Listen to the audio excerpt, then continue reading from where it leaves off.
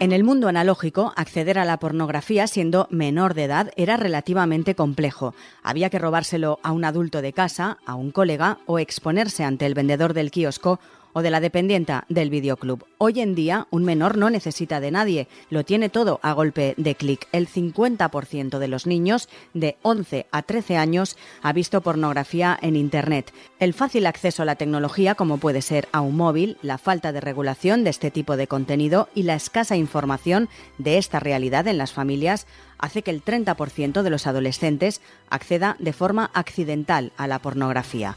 Hoy en Plaza al Día, Generación P, jóvenes adictos al porno. No conoces a la adolescencia. Todos ven porno. A los 11 o 12 años. 9 años. Con 11 años. Bueno, a lo mejor la había visto antes, pero me acuerdo que ahí es cuando me hice una paja. Una vez cada 2 días. ¿Qué droga es esta? Me encanta, ¿sabes? Tienes 9 años y dices, ¿pero qué están haciendo estos señores? Yo me quedé traumatizada aquel día. ¿Qué hago? ¿Qué le digo? O sea, pues que ¿cómo controlas eso? Yo me estoy sintiendo cada vez más incómodo porque estoy oyendo cosas con las que no contaba. Me ha afectado, es que es fuerte. Lo que acaban de escuchar es un fragmento del tráiler del documental Generación Porno, estrenado en TV3 y en ETV. Saludamos a José Luis García, psicólogo y sexólogo. Señor García, muy buenas. Muy buenas. Hemos hablado en más de una ocasión de la generación Z, de los millennials, etcétera, pero ¿existe o podemos hablar ya de una generación P, es decir, una generación porno? Sí, yo no tengo ninguna duda. Es más, yo llevo con este concepto de generación de niños pornográficos o de niños y niñas pornográficos, son dos hashtags que llevo utilizando muchos años. ¿Por qué? Porque reúnen unas características muy particulares que hacen que tengamos este criterio, ¿no?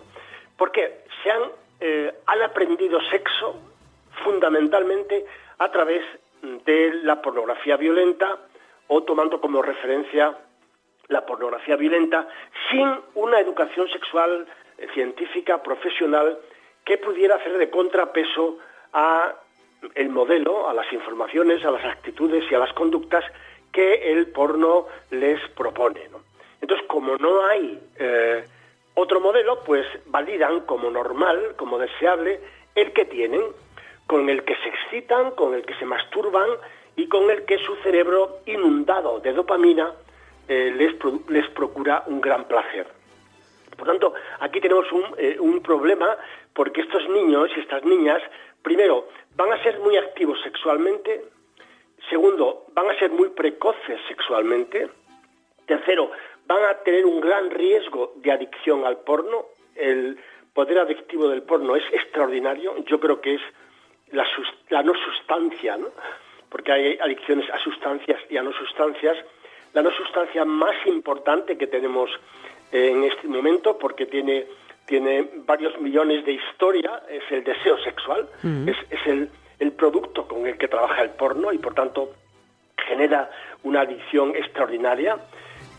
Favorece el consumo de prostitución. Una persona adicta al porno acaba yendo a buscar satisfacción la prostitución porque no encuentra una mujer, su pareja desde luego que seguramente no lo va a permitir, con la cual realizar esas prácticas que les citan, ¿no? Es probable también que sean chicos o chicas que consuman alcohol y drogas. Es un círculo bastante común consumir porno, alcohol y drogas.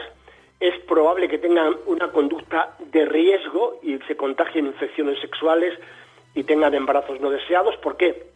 Porque no usan condones. El condón no existe en el porno. De hecho, un dato reciente, en España hay infecciones sexuales que han aumentado en el último año casi un 250%. Y también habría otro tipo de elementos como que van a presentar problemas de ansiedad, trastornos emocionales y van a tener fundamentalmente una conducta violenta. La violencia sexual la han erotizado y van a necesitar sentir esa violencia para excitarse y para tener placer. Creo que tenemos ante nosotros un grave problema que la sociedad no parece darse cuenta, no parece reaccionar, y en cuya solución, si realmente hubiera voluntad política, va a costar mucho tiempo, muchos años. Por tanto, vamos tarde ya. Vamos tarde. Eso precisamente le iba a preguntar. Habla usted de la sociedad, en este caso de los padres. ¿Qué papel juegan los padres en todo esto? Porque la educación sexual en pleno siglo XXI sigue siendo un tema tabú y relegado a la esfera personal cuando debería ser todo lo contrario. Sí, pero así andamos. Mira, yo llevo 45 años en esta pelea y te puedo hacer una descripción detallada de lo que ha ocurrido en estos años en España, ¿no? Y vamos a peor, no me cabe ninguna duda, ¿eh? Vamos a peor. Nos está pintando un panorama muy complicado, ¿eh? Sí, efectivamente, pero es que además existen muchos modelos de educación sexual. Vox habla de educación sexual, el PP también, la Iglesia Católica habla de educación sexual, las feministas liberales también, las feministas tradicionales, pero cada uno de estos grupos siempre tienen un modelo de educación sexual. ¿Cuál aplicamos? Yo creo que tenemos que ponernos de acuerdo en que sea un modelo científico, profesional y alejado de ideologías, porque si no, no vamos a adelantar nada.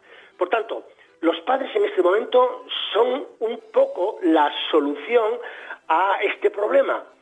Yo lo vengo diciendo, repito, desde hace muchos años, porque si esperamos a que los políticos se pongan de acuerdo y establezcan una solución realista, ¿cuál es? Una asignatura obligatoria desde primaria a la universidad. Señores, no nos andemos por las ramas. Tenemos que competir con el porno. El porno tiene un poder extraordinario y está arrasándonos. Nos gana por goleada. Mira, el problema fundamental es que todos los niños y todas las niñas necesitan saber una serie de hechos sexuales básicos que les permitan comprender, pues, cómo es su cuerpo, cómo es su desarrollo corporal, el de los demás, qué sensaciones tiene, qué emociones tiene, qué sentimientos genera el sexo. Eso es necesario si queremos que tengan un desarrollo sexual saludable. Pero ¿qué es lo que pasa en nuestra sociedad? Que los papás y las mamás y las escuelas no dan respuesta a estas preguntas. O por lo menos no dan respuesta a las preguntas que realmente le interesan a los chavales. A los chavales no le interesa la carrera del espermatozoide al encuentro con el óvulo. Entonces, eso es realmente lo que está pasando y los papás y las mamás no saben, ni siquiera atisban que por dónde andan sus hijos y sus hijas. De hecho, precisamente, una de las cosas que llama mucho la atención de este documental de Generación Porno, solo con el tráiler te das cuenta de que precisamente los padres son los más sorprendidos y no entienden qué está pasando, ¿no? Porque incluso hay chicas o chicos que reconocen que la primera vez que vieron un vídeo porno pues eran muy, muy pequeños, 9, 10, 11 años. Antes, hay niños que lo vieron a los 6 años, pero es que incluso antes, yo he visto a bebés en un carrito de 2 años abducidos por un móvil. Esto no puede ser que se utilice el móvil para que se tranquilicen, para que se callen, para que coman. Esto es una bomba de relojería a largo plazo. Entonces, tenemos que poner un poquito de sosiego y de calma a este asunto, porque, repito, en este momento el porno es el manual de instrucciones de nuestros chicos y de nuestras chicas, de sus primeras relaciones sexuales, porque lo validan como normal. Ven que un hombre y una mujer se excitan, se lo pasan muy bien, haciendo todo tipo de ejercicios de gimnasia, y ellos también, a la vez que ven eso, se excitan y tienen placer y se masturban. El placer aquí es el elemento determinante, ¿no? ¿Y qué van a hacer? Pues la próxima vez que tengan oportunidad de tener práctica sexual, van a intentar emular lo que han visto. Ya tienen un modelo en su cabeza respecto de qué es lo que hay que hacer, qué es lo que pasa en una relación sexual. Y eso es lo que van a hacer cuando tengan una oportunidad de relaciones sexuales. No hay afecto, no hay ternura, no hay comunicación, es una pura fisiología, gimnasia sexual, orientada a dar placer al varón, que esa es otra, ¿no? Y dentro, claro, de un contexto de violencia, que es a mí lo que más me preocupa. la violencia sexual y la sexualidad son dos cosas diferentes. Y me temo que esta obsesión porque vayan juntas va a suponer un problema muy importante. Yo tengo algunos artículos que han sido muy leídos respecto de los efectos que tiene el consumo de pornografía en la alteración de la capacidad de empatía y de compasión de los seres humanos, y que lo vemos en estas violaciones brutales a menores.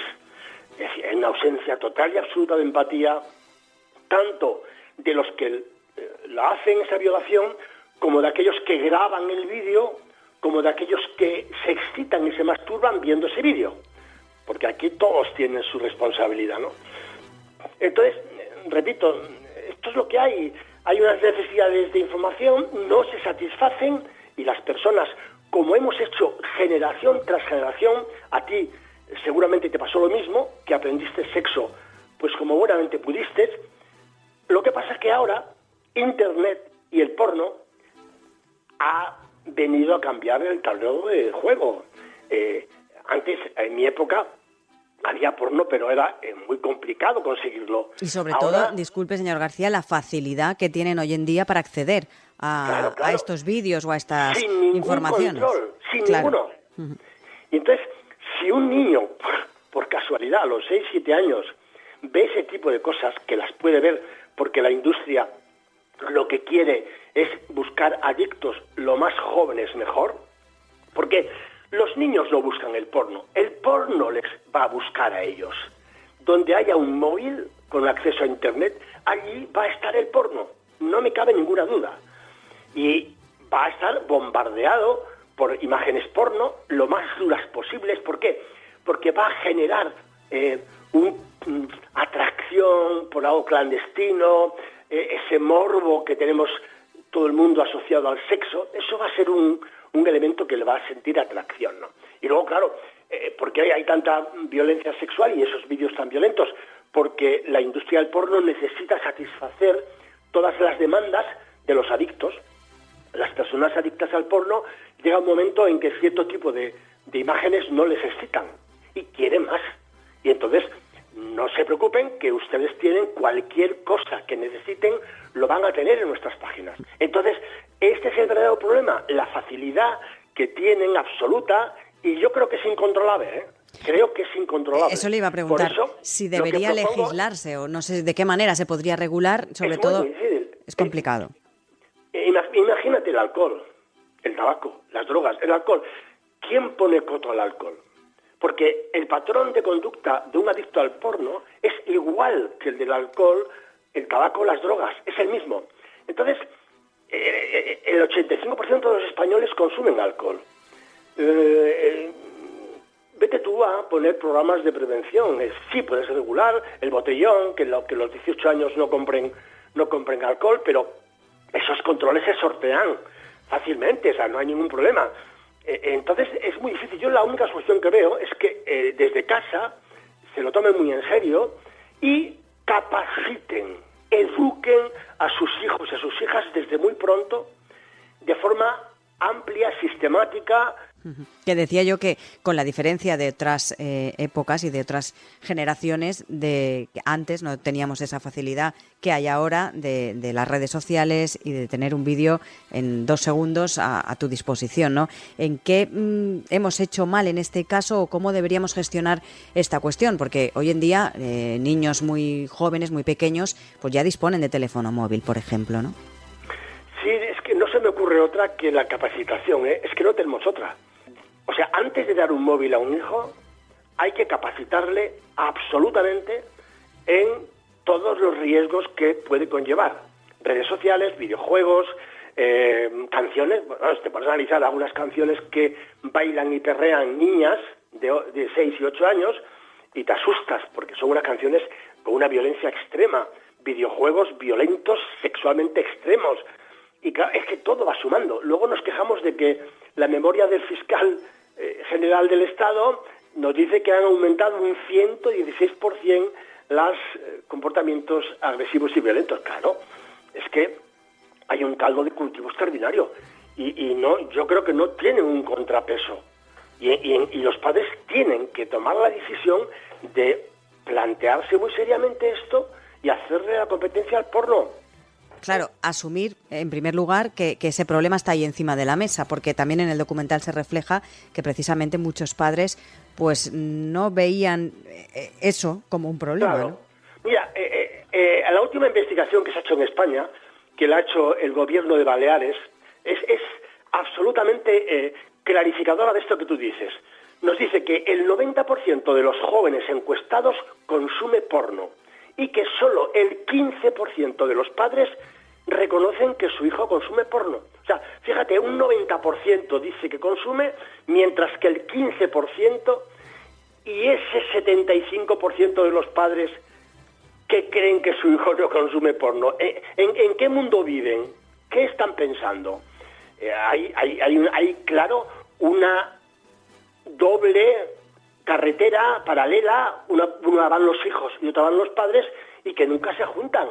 Y sucede que los chavales tienen una cuenta familiar y luego tienen una cuenta personal, y sucede que no le dicen a sus papás lo que ocurre en las redes, los mensajes que reciben, los vídeos que ven, porque sus padres les daría un chungo. O sea, entonces yo creo que tenemos que plantearnos muy seriamente esto y buscar remedio. Y el único remedio que hay es la educación sexual científica y profesional, no ideológica, ¿eh? Y empezar cuanto antes, porque el porno no va a parar, ¿eh? El porno no va a parar, y el porno no tiene ningún interés en mejorar la salud sexual de nuestros chicos y chicas, ninguno.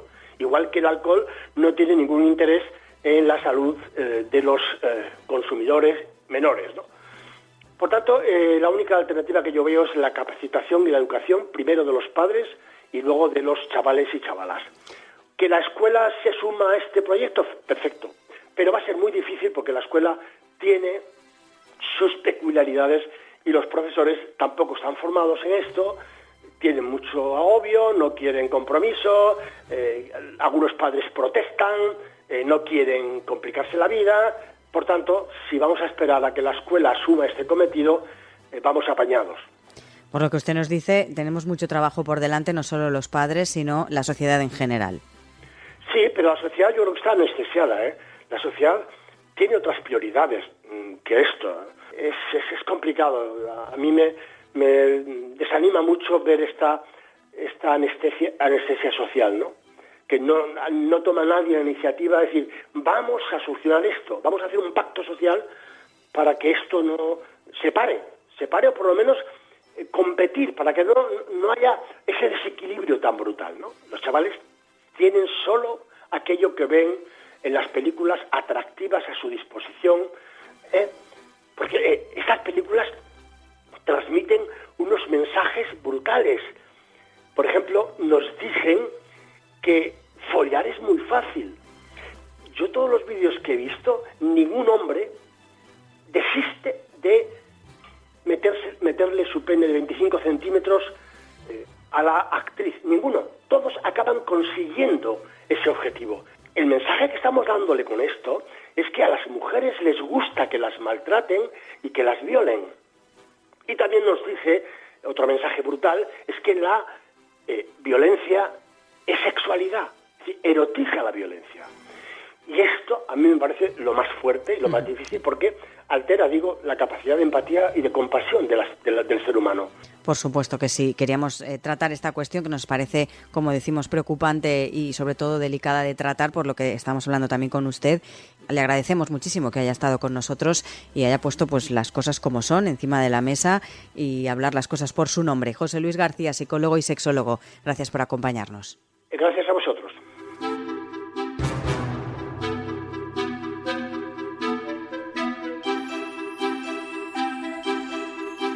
Como acabamos de escuchar, nos decía el psicólogo y sexólogo José Luis García que hoy por hoy se puede hablar ya de generación porno. Y escuchábamos al inicio un fragmento del documental que lleva precisamente ese nombre. Su directora es Ollane Sagasti, a la que ya saludamos. Señora Sagasti, muy buenas.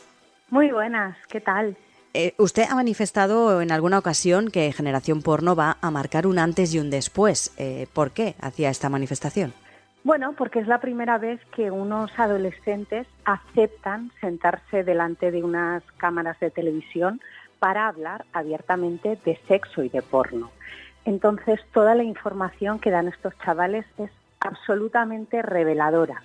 Hasta ahora teníamos cosas que decían los expertos, teníamos datos estadísticos, pero nadie había accedido a las mentes de esos adolescentes. Y la información que ellos nos dan simplemente lo que hace es que ya no podamos hablar de suposiciones. Es un hecho, porque ellos lo dicen así de claro. Están usando el porno como manual del sexo, por tanto, ahí aprenden qué es lo que hay que hacer y lo trasladan a su vida real. Uh-huh. Claro, teniendo en cuenta que los vídeos más vistos son de violaciones, ese trasladar a la vida real se convierte en grave. Hay que explicar que, para que los oyentes lo entiendan, que ustedes han hecho un documental con jóvenes, con chavales de 13, 14, 15, 16, 18 años. Como usted dice, han hablado del porno de manera natural, cosa que no es fácil, y además que lo hagan delante de sus padres, que también aparecen en el documental, es ya, podemos decir, como milagroso. ¿Cómo lo consiguieron? Que se abrieran y pudieran hablar abiertamente de un tema que sigue siendo un tema tabú. Pues efectivamente nosotros en Generación Porno tenemos 4 familias protagonistas donde hablamos con ellos de todo y, como bien explicáis, hablamos muy abiertamente, ¿no? Conseguir esa naturalidad no voy a decir que haya sido fácil. Obviamente hay un trabajazo de un equipo de casting, y muchas hay un horas. Sí, de un equipo de grabación, porque hay que crear un clima muy concreto para que haya esa complicidad, ¿no? Pero hay un matiz que a mí también me gustaría decir, y es que parte de esa naturalidad es porque los chavales no son conscientes de que estén haciendo nada malo y uno no se puede avergonzar de lo que cree que está bien. Entonces, es verdad que hay que ganarse su confianza, pero una vez que lo haces, te lo cuentan todo como si fuera su amigo y te lo cuentan sin intentar venderte ninguna moto ni colocarte ningún gol, porque para ellos está bien. Uh-huh. Nadie les ha explicado que el porno no representa el sexo en el mundo real y, por tanto, pues ellos hablan con esa naturalidad. Es difícil conseguir esa naturalidad, pero más difícil es para los padres que están escuchando los discursos de sus hijos e hijas. Y también nos lo decía el psicólogo y sexólogo José Luis García, que se habían hecho estudios en los que los padres son los primeros que no reconocen que ese problema está ahí, en la calle, encima de la mesa, y que lo tienen sus hijos y sus hijas. Un porcentaje muy, muy, muy pequeñito, creo, si no recuerdo, un 15%, reconocía que sus hijos veían porno. Claro, reconocer esto y ser conscientes de lo que está pasando también es una parte difícil y que habrá sido también muy complicada haciendo el documental, porque los padres han sido los primeros sorprendidos. Hombre, para mí aquí es importante explicar que las 4 familias protagonistas de Generación Porno están elegidas por ejemplares. Y ahí es donde todavía lo que escuchan se convierte en más duro, porque son madres y padres que hacen lo que se supone que está bien. Si hablan de sexo en casa, si tienen un grado de comunicación muy alto, de complicidad, de confianza, sus hijos les cuentan sus cosas y, de hecho, han hablado varias veces del porno y de que el porno es ficción. Y, sin embargo, cuando nosotros arrancan las entrevistas y empezamos a grabar, lo que cuentan los chavales, ni siquiera nadie podía imaginarlo, ni esos padres, ni los expertos, ni el propio equipo, ¿no? Es todavía mucho más grande la presencia del porno en sus vidas, con ejemplos que se te quedan grabados en la mente. Y entonces, claro, la pregunta es inevitable, ¿no? Dices, si esto es lo que cuentan los chavales que tienen padres y madres que sí les hablan de sexo en casa, ¿qué no ocurrirá en las que no se hable? Claro. Porque también esa es parte de la dureza que yo creo que lo representa genial Gonzalo, el padre de las 2 chicas de Vizcaya, ¿no? Como él no puede con tanta preocupación, ese señor no durmió en todo el tiempo que duró la grabación. No me extraña. Porque aunque él sabía que esa generación de tanto en tanto de porno y sus hijas contaban, pero no imaginaba el alcance de la situación. Y dices, como padre les genera muchísima impotencia porque estás haciendo todo lo que te han dicho que está bien y aún así es algo que se escapa de tus manos, que no puedes controlar y que todo está infinitamente más sexualizado de lo que tú imaginabas. De hecho, no, precisamente uno del objetivo, ¿no?, de este documental es ese, ¿no?, visibilizar que ese problema está ahí, y por eso decidieron realizar este documental. Fue uno de los objetivos.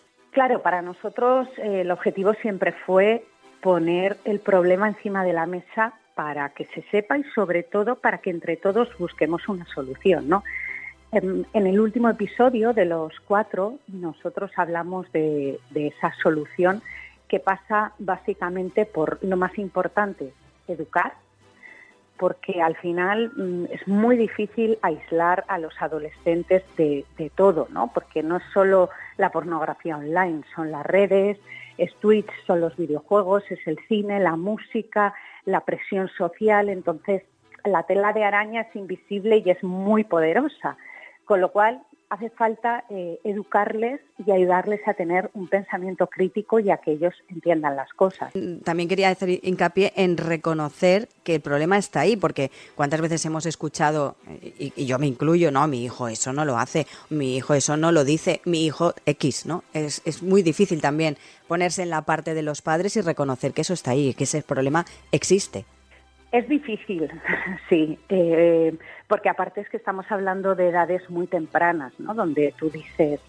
no puede ser. La primera vez que los niños ven porno, la media de edad está en 8 o 9 años. Es que es casi imposible imaginarte a tu hijo o a ningún amigo de tu hijo a esa edad viendo el porno.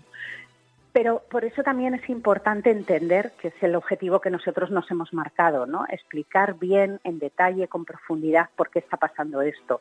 Esto está pasando porque ni siquiera los niños tienen que buscar porno. El porno llega a ellos. Y este matiz es importante. Hay que entender también para quitarnos ese pudor y quitarnos esa trampa que hace la mente de mi hijo. No. Es que son víctimas. O sea, nadie está diciendo que es que tu hijo se haya dado un golpe en la cabeza y solo piense en porno y en masturbarse. No. De una forma súper inocente, sin pretenderlo, sin saber ni siquiera qué es, el porno llega a ellos. De hecho, hay un ejemplo que contamos en el episodio 1 que nos da Inma Sust, que es una niña de 7 años buscando el rey Baltasar, puso en internet rey negro y accedió al porno. Con 7 años, sin pretenderlo, sin saber ni lo que era y sin tener ningún despertar sexual, pero... Internet pues tiene muchas cosas buenas, pero también tiene estas otras, ¿no? Claro. Donde el acceso es incontrolado. Leíamos también desde la productora que lo ha llevado a cabo, que es Xaniberia, manifestaban que no estaba siendo fácil vender este documental, porque, como decía al principio, todavía sigue siendo un tema tabú y es un poco también, pues nosotros, los medios de comunicación, contamos lo que ocurre en el día a día. Es una cosa que está ocurriendo. ¿Por qué está resultando tan difícil que se venda este documental? Pues mira, nos ha costado 3 años venderlo y se ha vendido gracias a la perseverancia inagotable de mi jefa, Macarena Rey. Ella es madre de 2 adolescentes y se dio cuenta justamente de que el porno tenía demasiada presencia en la generación, ¿no? Y entonces ahí es donde dijo, oye, aquí hay una investigación que hacer... porque parece que hay una historia que contar. Claro, en paralelo a eso empiezan a estallar las noticias, que para mí son el medidor y lo que nos da esa urgencia y ese tener que encargarnos de este tema. Todos hemos vivido con cierto espanto cómo cada vez los menores violando en grupo es una noticia más habitual. Hace poco la última era de niños de 6 años abusando de una compañera de clase. Sí, claro, lamentablemente entonces, eso es lo que nos da el medidor de que efectivamente es así, tal y como cuentan los propios adolescentes, trasladan el porno a la vida real. Hay que encargarse de ello. Da miedo incluso a los medios de comunicación, porque 3 años son muchos años. Yo, bueno, pues por entenderlo también quiero decir que igual es difícil... que llamen a tu puerta y te digan, mira, hay este tema y queremos contarlo, hoy es porno, chavales, problemas, encargarse, ¿no? Y todo eso pues asusta un pues poco. Ha hecho que acumulemos muchos nos.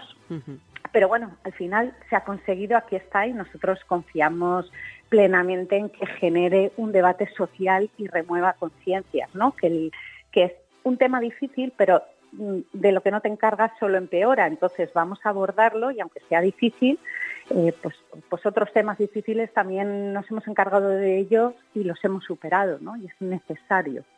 Pues con ese mensaje nos quedamos, que es necesario en la sociedad que vivimos. Ione Sagasti, directora de este documental Generación Porno. Gracias por acompañarnos.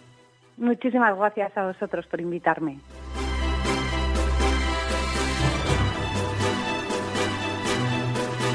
Sin duda, es un tema delicado y encontrar una solución a corto plazo no es nada fácil. Hay expertos que califican a esta generación como pornonativos y consideran que hay que afrontar esta circunstancia como un problema de salud pública. Plaza al Día es el daily del Grupo Plaza. Lo pueden escuchar también a través de las principales plataformas de podcast a las que pueden suscribirse y enviarnos sus comentarios. También pueden entrar en www.plazaldía.es, donde tienen disponibles todos nuestros podcasts, y realizar también sus suscripciones.